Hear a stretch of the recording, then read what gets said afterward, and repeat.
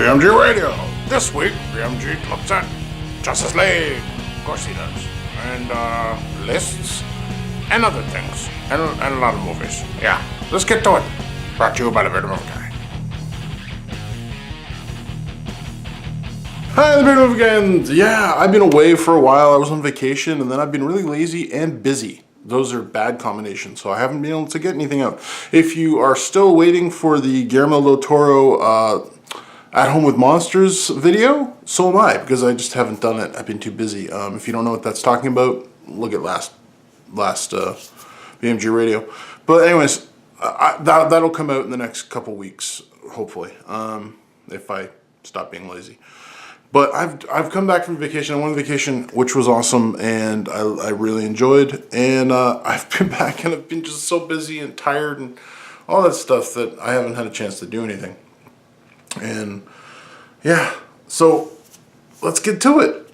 We're gonna start out with what the thing is: Justice League. This movie is really good. I don't understand. People seem to be really having a problem with it.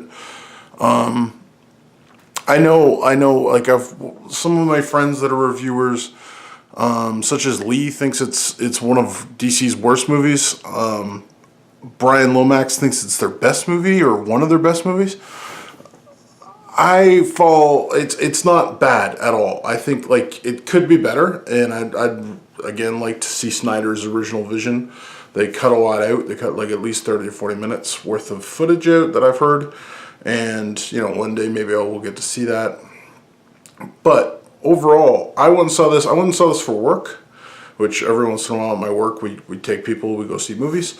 So I missed a couple minutes in the beginning because of whatever stuff. And but then I saw it again. I saw it a second time with my family the next day on the Saturday. And I guess at both times I really enjoyed the movie. I was worried. I was apprehensive. I was like just concerned that this was going to be a bad movie, and it's not. It's a fun movie.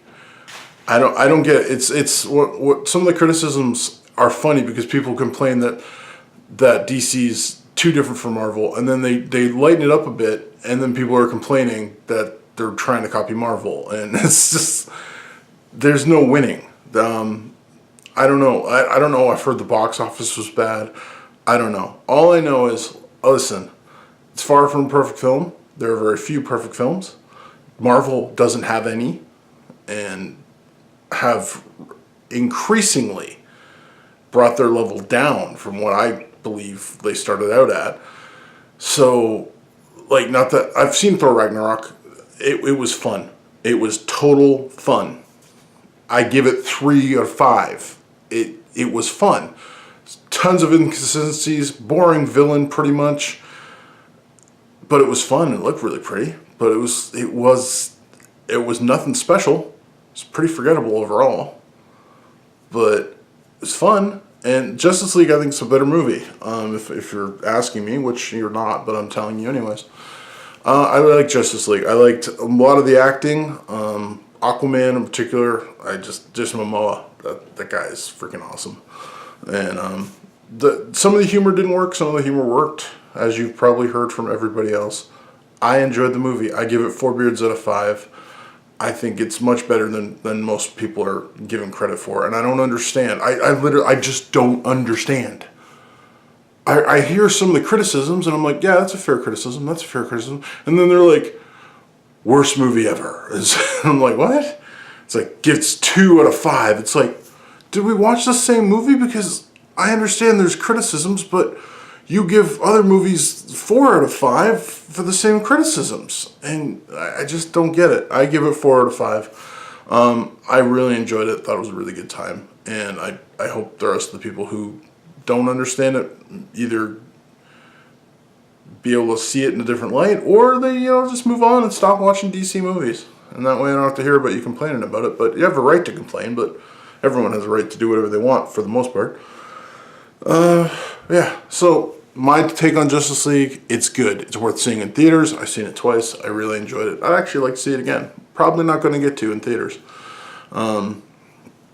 But overall, it's a good movie, and I think you should totally give it a chance. Saying that, I got a bunch of stuff to talk about this week with a lot of movies I've been watching, so I'm going to go through them quickly after this, but we're going to do a top 10 list of 2005. We're going backwards to the 2000s, and we're going to do 2005 this week. Again, it's on Letterboxd. If you want to check out my Letterboxd list, it has all the movies from 2005, pretty much. I'll explain in a second why not. I'll give you a link there in the description. Now, I'm going to talk about quickly, again, the Oscars, their list of the 5 movies they think are the best movies that year. And then I'm going to show you what I think were the best movies of the year. So, doing that with the Oscars, it's interesting because for some reason Letterboxd is listing Crash as a 2004 movie and not a 2005 movie, but it won Best Picture in 2000 for the 2005 Oscars, which was really in 2006 because that's the way Oscars work.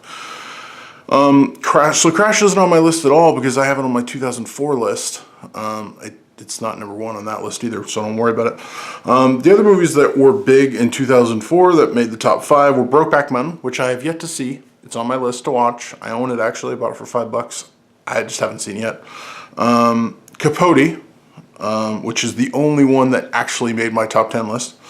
Good Night and Good Luck, which I think is a pretty decent movie, and Munich, which I also think is a pretty decent movie. And I think some of them might have made my top 20 or just close to it, but they didn't make my top 5. And this is the only time, well, not only time, I'm sure it's happened before, but this is one of those rare times that the director's list, Best Director and Best Picture list is identical. So it's like, if it was in the Best Picture list, the director got a nomination, because that hasn't been happening a lot lately.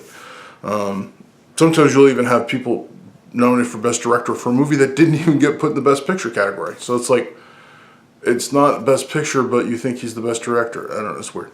So maybe they're just so independently different. But anyway, so those were the ones that were best of everything for that. Let's get to my list. Now I'm going to give you the quick rundown of things that were in the top 20. Yeah, so Hitchhiker's Guide to the Galaxy. I enjoyed it. Unleashed with Jet Li. Better movie than it has any right to be.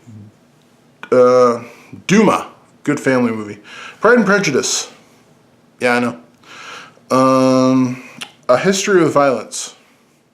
I liked this movie, but it could have been so much more because I misunderstood the premise, but don't worry about that. The World's Fastest Indian. Good Night and Good Luck. See, there you go. There's one of the Oscar ones that missed. The Jacket. Oh, I think it's a solid sci-fi that's been overlooked both. The Descent. I know that my friend Elias Guerra's favorite horror movie. And Munich, which again was nominated, and it made my 11. So those are the ones that were in the top 20 that didn't quite make the top 10. But let's get to the top 10. Okay, number 10, Winter Passing. Now you might have never even heard of this film. Winter Passing is a smaller kind of, I don't know if it's indie, I'd say, but a smaller film. It's got Will Ferrell, Ed Harris, and Zooey Deschanel in it, and it's about a girl who's going to see her father.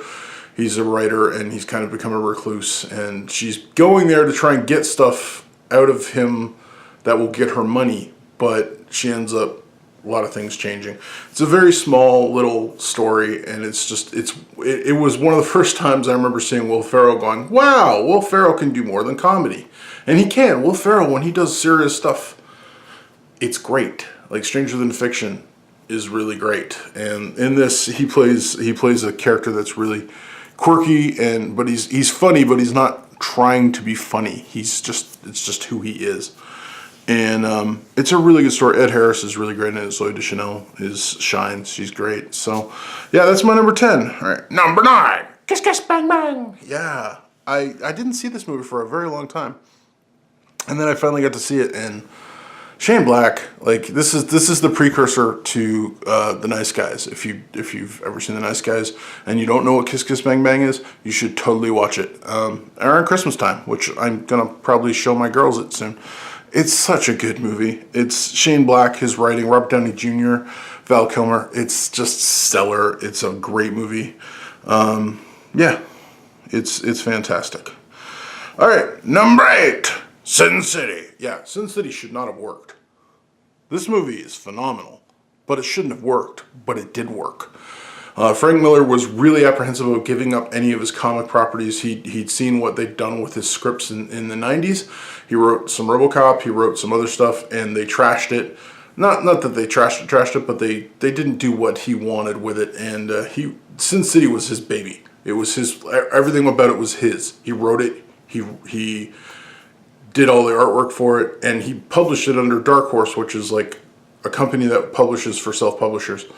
And so he owned everything in it. And people had talked to him before about it, wanting it to be a movie, and he was not gonna let that happen. But Robert Rodriguez literally made it happen. He flew him in and let him co-direct with him and showed him one scene. They did one scene, and basically he showed it to him when it was finished, and he was so blown away that he's like, fine, let's do the movie. It is just great. Sin City is fantastic. And yeah, it's my number 8. Number 7, Shinobi, Heart Under Blade. Yeah. So, Shinobi, Heart Under Blade. I took this in my local library. Didn't know anything about it. Beautiful. Oh, it's such a beautiful looking movie. It's got some really great action. Got some amazing acting. And it's just this story that's heartbreaking at times. It's obviously a foreign film. It's not American, Canadian, whatever you want it to be. It's not in English, but it is so good and so worth watching, and I highly recommend it. And the next one is also considered a foreign film because it's what number are we? Number 6, The Protector. Oh my lord, Tony Jaa. Tony Jaa, if you don't know Tony Jaa is the Protector, and holy crap, he does some things with his elbows and knees which should not happen and are sometimes physically impossible, but he still does it anyways. Yeah, The Protector. Give the man his elephant back. Okay, it's a kung fu movie, yeah, sure, it's a Muay Thai movie technically, but man, it's really well made, and it's incredibly solid in the action department. Some of it's like, silly, the throw a baby elephant, but it's incredible, and you can't overlook how great the movie is. Number 5, Capote. Yeah, Capote. Oh man, I didn't want to even see this film because I didn't know anything about Capote. I didn't like the guy Capote. I didn't know anything about him, and then I saw the trailer, and he talks like this, and I was like, that looks annoying. And then it was on a list that I was like supposed to be watching, and I watched it, and I was like, wow, it's a great film. It's a great film. It's a great performance. Philip Seymour Hoffman, it's probably his greatest performance. And as a film, it's a really solid, great film. Check it out. Capote. That's my number 5. Number 4, Brick. Brick is a high school film noir done by Rian Johnson. I believe it was his first full-length feature film. Stars Joseph Gordon-Levitt and is just amazing. I love it. I love the atmosphere. It seeps through the screen. It's great. It's a film noir in high school, and like it's funny because I remember talking to some people about it, and they're just like, "Yeah, I saw that. It's stupid." I'm like, "Why?" And they're just like, "Well, it's like teens don't talk like that." I'm like, "Nobody talks like that. That's the thing. It's film noir. It's too cool for anyone to actually talk like that. And if you're looking for realism, it's your fault." It is so cool. It's kicked off the career of Rian Johnson. It's Joseph Gordon-Levitt doing awesomeness. Yeah, it's great all around. Okay. Number 3, my favorite movie of all time, Serenity. Yeah, I don't know if you even know this movie or you know anything about it. I saw this movie before I saw Firefly. Yeah, because I got late on the Firefly train, and I'm sad about that. But, this is one of the best sci-fi movies in the last bunch of years. It is. It is fantastic. It's a sci-fi. It's a Western. It's family movie. It's everything I wanted it to be. I saw it, and every time I watched it, I loved it more. And it made me want to see the show, which if you've never seen Firefly, I highly recommend it, but I also warn you, it's going to wreck your life because it's only like 14 or 15 episodes, whatever it is, I think 14. And then Fox canceled it, and and this was the completion of that. Joss Whedon was so heartbroken about it that he made it into a movie. It took him 3 years to get financing, and he made it into a movie, and it is fan-freaking-tastic. You can watch it without knowing anything. I did, and I still loved it. Knowing the show, though, gives you so many more layers of just everything. and makes it that much better. So I highly recommend watching Firefly first and then watching Serenity. But if you just want to watch the movie and don't want to watch the show, well, it's your loss, but it's great. All right, moving on to number 2, Batman Begins. Whoa, a Nolan film that's not number 1? What are you talking about, Peter? You're insane. Yeah, I love Batman Begins. Batman Begins was the Batman film that I waited for my whole life before Dark Knight, obviously. Like, I remember, I think I saw it 3 times in theaters. I kept on taking people to see it. I took my dad to see it. I took my brother-in-law to see it. Any excuse to go see it, I'd do. It was so good. It's Nolan. It's Batman. It started off that trilogy, which is one of the most perfect trilogies in movie history as far as I'm concerned. Yeah, it's fantastic. I love Christian Bale as Batman. I love Liam Neeson as Ra's al Ghul. Although that would... See, if I have one complaint, only one complaint. Here's my old complaint of the Nolan franchise. It's Ra's al Ghul. Ra's al Ghul. Batman the Animated Series came way first. Ra's al Ghul, not Ra's al Ghul. What the heck was that about? But, you know, whatever. You're Nolan, you can do what you want. But still, Ra's al Ghul would have been... Just call him Ra's. But Ra's al Ghul, but... Everything, like, people nitpick this movie because they love nitpicking Nolan movies and stuff, and they let other crap go in other people's movies that they don't even consider, but they love picking on him. I love this movie. I think it's great. But there's one film I think is better from 2005. Now again, haven't seen Brokeback Mountain, so I can't put that on this list. I'm sure I've been told great things about it, just never seen it. So until then, number 1, V for Vendetta. Oh, jeez. Yes. I'm sorry. I love this movie. This movie is incredible in every way possible. It's got Hugo Weaving as V, and he gives some of the most incredible dialogue you've ever seen in a film. It's got Natalie Portman in one of her best roles. The directing from James McTeague is just on point. The story is stellar. The acting is fantastic. The cast is incredible. John Hurt, like, just, it's incredible.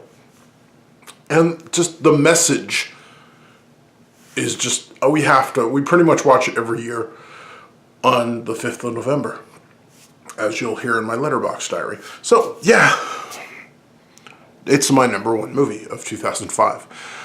So, let me know what your list looks like. Let me know if you disagree with me completely. And, yeah. That's all I got for 2005. Next and last up is Letterboxd. Okay, so, yeah, I've watched a ton of movies, and I'm going to go through this very, very quickly. Yeah, so, on the 15th of October, I watched Ice Pirates, which is a terrible, terrible, terrible, terrible movie, but fun. Yeah, I saw it as a kid. I had fun memories. I watched it again, and it's silly and dumb and fun. I give it 2 birds out of 5. On the 20th, I showed my daughter, 20th of October again, I showed my daughter's Night of the Living Dead, the original George Romero. Fantastic film. Love it and what it did and how much it changed the world. And yeah, great film. And I give that I give that 4.5 beards out of 5. It's not perfect because it's so low budget, but it's really freaking amazing. Next up on the 21st, I showed my small group. I have a bunch of small group guys that are in grade 9 and 10, so they're like 15 and 16 and stuff. And I'm their leader now, one of their leaders, and I showed them Bill and Ted's Excellent Adventure, which none of them had ever heard of it. If that makes you feel old. None of them ever knew. One of the guys like, oh, this is where that Keanu meme comes from. Yeah, but none of them had ever heard of it. It's such a fun movie. I love it. It's held up actually surprisingly well, and I give it 4 beards out of 5. I love Keanu. I love Bill and Ted. Moving on, there was a big gap because I went away on a cruise, which was great and fun and relaxing for the most part. So I did some cool things. I'm not going to talk about more than that. I'm just going to say it was a good time. I also got to hold whatever, a Stingray, which was really cool. So, and I'm not even a small one, I'm talking like a big one. So, that was really cool. So, what we generally do in November, in October we watch all scary movies, but from November 1st to November 11th, we watch war movies, generally, as family. So, we started with Hacksaw Ridge, which I wasn't sure if my daughters would be able to handle, but they did, even though it's very violent. I'd never seen it. Phenomenal movie. I thought it was really great. Great performances, great direction, amazing story. Pretty much worked all the way around.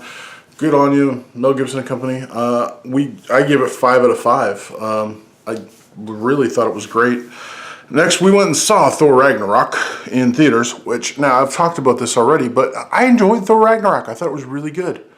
But it was good, but it was really basic. And the plot left a lot to be desired, and the villain left a lot to be desired. And other than the fun jokes and stuff, and like the Hulk fight with Thor, like some of the fights were terrible. Like the CGI fight with Hela and the soldiers from Asgard was just CGI boringness. I was so bored. And overall, like, it's a fun movie, but it's really a lot of fluff and a lot of sizzle, but not a lot of steak. And with that, I give it 3 out of 5. Now, that's not a bad movie, but it's not something I'm going to remember going, yes, that was the greatest. It's not. It's fun. And it's okay that it's fun, but it's just fun. But a lot of people have given much higher scores than me. I only gave it 3. It was unmemorable, but fun. Next up on the 4th, we watched 12 O'Clock High. 1949 movie. Really great. It's about bombers and bombing raids during the daylight and stuff. And it is just, as a war movie goes, it's fantastic. If you want to see a bombing movie, it's one of the best ones, and it's got Gregory Peck, and he just eats scenery because he's amazing. So by myself, I watched a few movies, so I didn't have to watch war movies when I was by myself. So I watched a bunch in a couple days. So I watched Jeremiah Johnson, which I've been working on for a while. It is a Robert Redford movie. It was good. It wasn't fantastic, but it was good. I give it 4 out of 5. I watched this movie called Rewind on Netflix, and yeah, it was all right. It was a TV pilot. I didn't know that when I started watching it. I quickly realized it was, but I was like, whatever. It's only an hour and a half, so I watched it. It was fine, but very unmemorable. I give it 3 out of 5. Jimi Hendrix Voodoo Child, which is a documentary about Jimi Hendrix, taken from his diaries and footage. Incredible if you want to learn about the man and the myth, the legend that he was. And it's well done, and it's got a lot of cool stuff. It's from 2010. It's on Netflix. I give it 4 beards out of 5. Next up, I watched a movie called Marlowe, which is from Marlowe, the detective stories. You see Humphrey Bogart play Marlowe in like the Maltese Falcon and stuff. And in the 70s, let's see when it was. Marlowe was 69. Marlowe was in 69. They did it again with, I can't remember his name now. I'm gonna have to look it up. Hold on. But they decided to do Marlowe with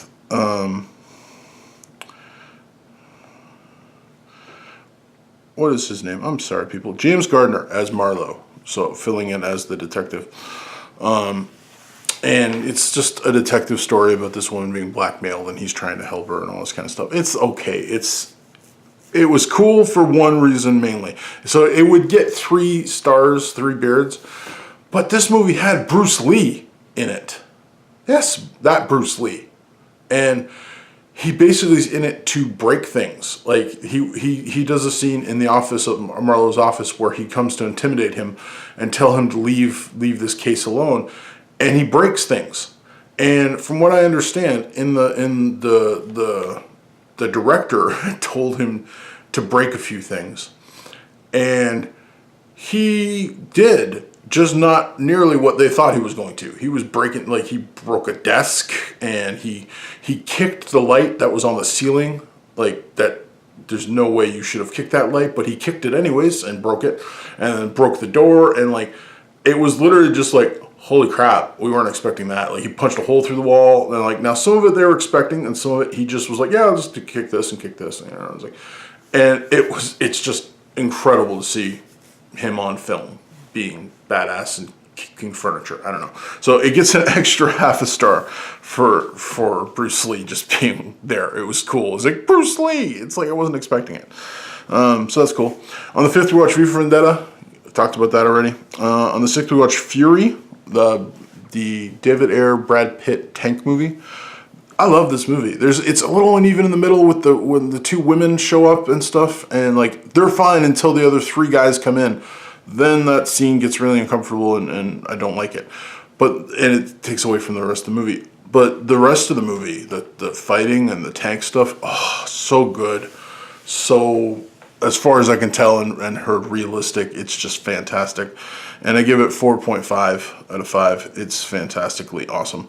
On the 9th, we watched The Dirty Dozen for 1967. Great movie. It's the original Suicide Squad, and it's just great. And if you've never seen it, I highly recommend it. The cast was great. You got Telly Savalas, Charles Bronson, Clint Walker. Who else do you got? Lee Marvin. Like it's a really good cast. Oh, and Donald Sutherland's in there too. Like it's a great cast.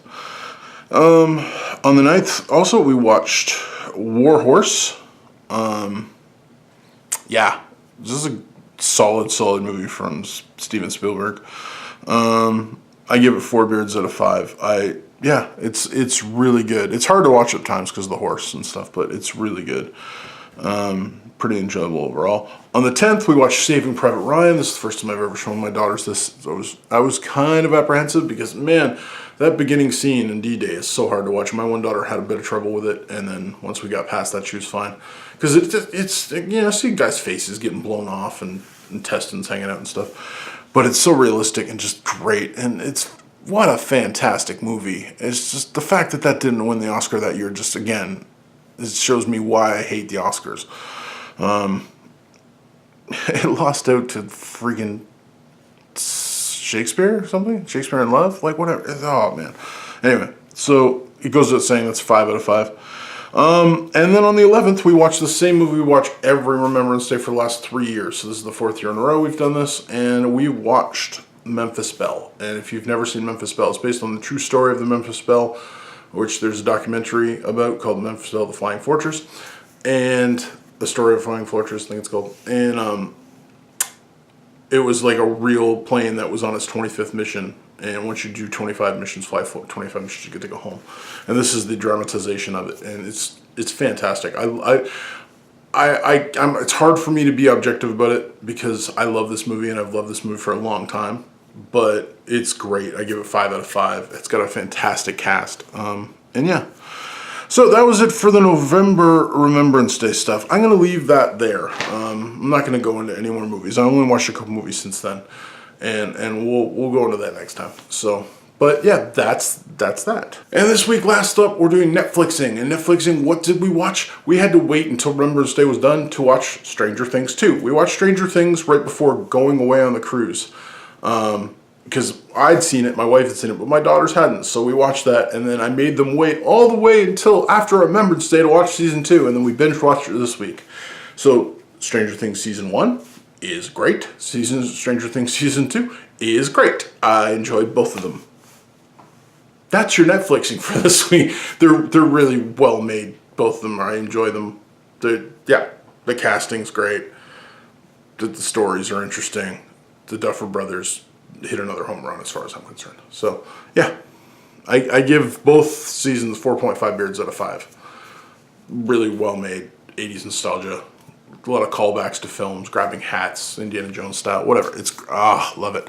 So yeah, that's all you're getting for Netflixing this week. So that's it. Thank you so much for listening. That's been my long return journey to BMG Radio. Oh yeah, I got a cough. I gotta stop that. So look out for my At Home with Monsters thing with Guillermo del Toro. Hopefully we'll get that out in the next couple of weeks, and maybe next week I'll get to actually do a proper BMG Radio. On schedule, we'll see. Send me any questions, any thoughts, comments, topics, anything. And until next time, stay bearded. And as always,